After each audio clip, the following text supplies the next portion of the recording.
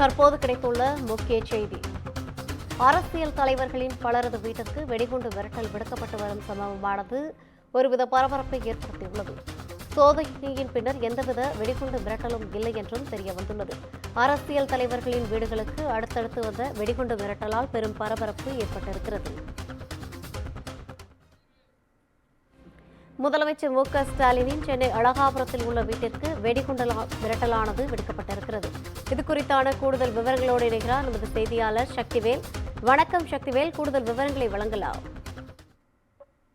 நிச்சயமாக சென்னை ஈசிஆர் நீலாங்கரையில் உள்ள தமிழக வெற்றி கழகத்தின் தலைவர் விஜய் வீட்டிற்கு இன்று அதிகாலை சுமார் 5:30 மணி அளவில் வெடிகுண்டு வைத்திருப்பதாக காவல் கட்டுப்பாட்டு அறைக்கு போன் செய்தி மூலம் மிரட்டல் வந்துள்ளது.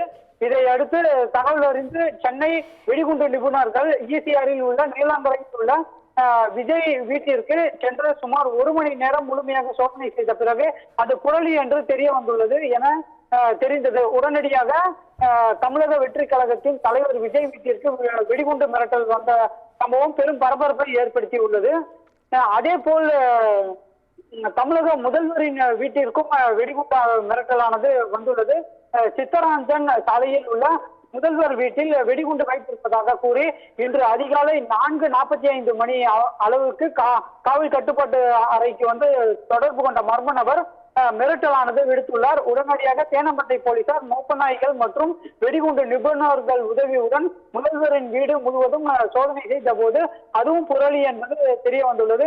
வெடிகுண்டு மிரட்டல் வந்த நபரின் செல்போன் எண்களை வைத்து தேனாம்பூட்டம் போலீசார் விசாரணை நடத்தி வருகின்றனர். கூடுதல் விவரங்களை வழங்கியமைக்காக நன்றி சக்திவேல்.